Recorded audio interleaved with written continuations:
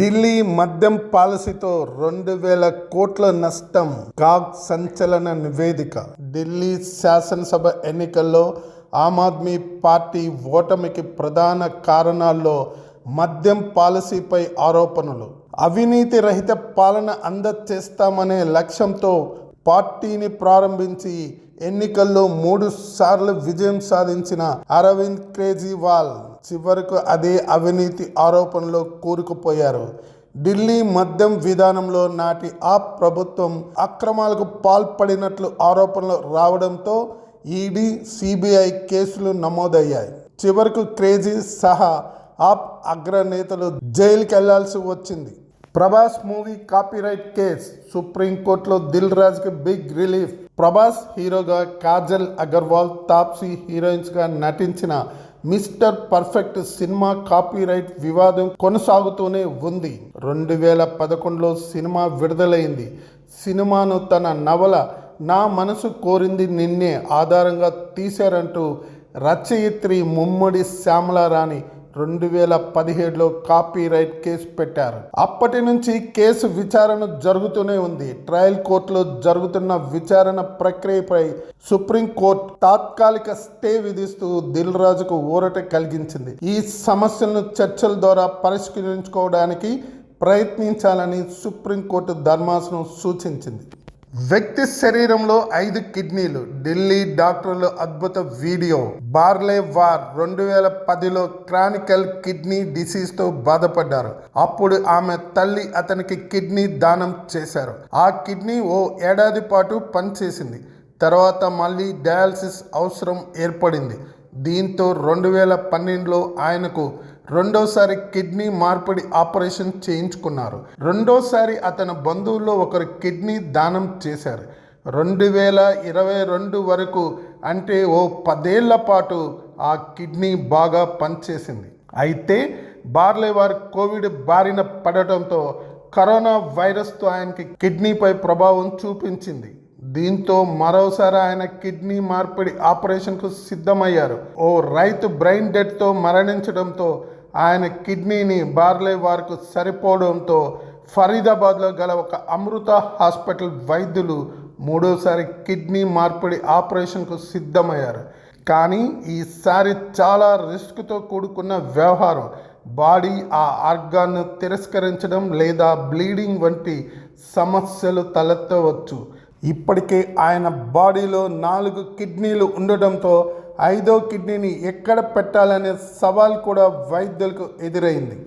బండి సంజయ్ కులగణ తప్పులు తడక బీసీలకు అన్యాయం చేసేందుకే ఇక 3 సీట్లు గెలిపే లక్ష్యంగా ప్రచారం చేసింది బీజేపీ.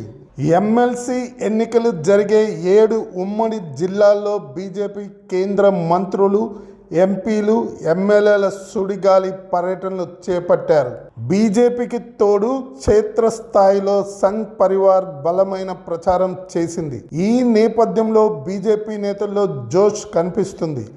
ఎమ్మెల్సీ ఎన్నికలకు సంబంధించిన కేంద్ర మంత్రి బండి సంజయ్ కీలక వ్యాఖ్యలు చేశారు. 3 ఎమ్మెల్సీ స్థానాల్లో బీజేపీ గెలుస్తుందని బండి సంజయ్ ధీమా వ్యక్తం చేశారు. బీజేపీ గెలుస్తుందని సీఎంకు అర్థమయ్యే 3 జిల్లాల్లో హడావుడిగా ప్రచారం నిర్వహించారని బండి సంజయ్ ఆయన్ను విమర్శించారు. తప్పుడు హామీలు ఇచ్చిన ప్రభుత్వం వాటిని నెరవేర్చలేకపోతుందని బండి సంజయ్ మండిపడ్డారు. అందుకే పవన్ను మోడీ హిమాలయాలకు వెళ్ళిపోమన్నారు. KA Paul satire. Andhra Pradesh deputy CM Janasena అధినేత పవన్ కళ్యాణ్పై ప్రశాంత పార్టీ అధ్యక్షుడు కేఏ పాల్ వ్యంగ్యాస్త్రాలు స్పందించారు. పవన్ కళ్యాణ్కు సమస్యలు తెలుసు కానీ వాటి సొల్యూషన్స్ తెలియవని ఎద్దవ చేశారు. అందుకే హిమాలయాలకు వెళ్ళిపోవాలని, నీకు రాజకీయం రాదని ముఖం మీదే ప్రధాని నరేంద్ర మోడీ చెప్పారని, ఇది అర్థం కాక ఆయన నవ్వుతున్నారని వ్యాఖ్యానించారు. ఢిల్లీ సీఎం రేఖా గుప్తా ప్రమాణ స్వీకారానికి హాజరైన పవన్ను చూసి మోడీ చమత్కరించిన విషయం తెలిసిందే. పవన్ మాటలు, చేష్టలు ప్రజలందరికీ అర్థమైపోయిందని, ఆయన రాజకీయాలకు పనికి రారని తెలిసిపోయిందని అన్నారు. ప్రతిపక్ష హోదా కోసం జగన్ పోరాటం ఆపేసి ప్రజా సమస్యల కోసం అసెంబ్లీలో నిలదీయాలని డిమాండ్ చేశారు. బాలుడి మరణంపై టీటీడీ క్లారిటీ, అసలేం జరిగిందన్న దానిపై ప్రకటన.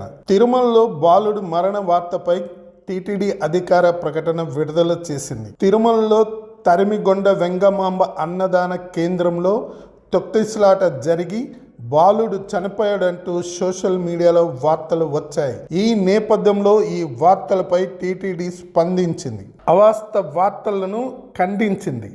ఆ బాలుడు 6 ఏళ్లుగా గుండె జబ్బుతో బాధపడుతున్నాడని టీటీడీ ఫిబ్రవరి 22వ తేదీ సాయంత్రం అన్నదాన కేంద్రంలో భోజనం చేసి బయటకు వస్తూ అపస్మారక స్థితిలో వెళ్ళిపోయినట్లు తెలిసింది. వెంటనే అశ్వని ఆసుపత్రికి తరలించామని, అక్కడ డాక్టర్ల సూచన మేరకు తిరుపతి సిమ్స్కు తరలించినట్లు తెలిసింది. సిమ్స్లో చికిత్స పొందుతూ మంగళవారం చనిపోయినట్లు పేర్కొంది. టీటీడీపై తప్పుడు వార్తలు ప్రచారం చేస్తే చట్టపరమైన చర్యలు తీసుకుంటామని హెచ్చరించింది.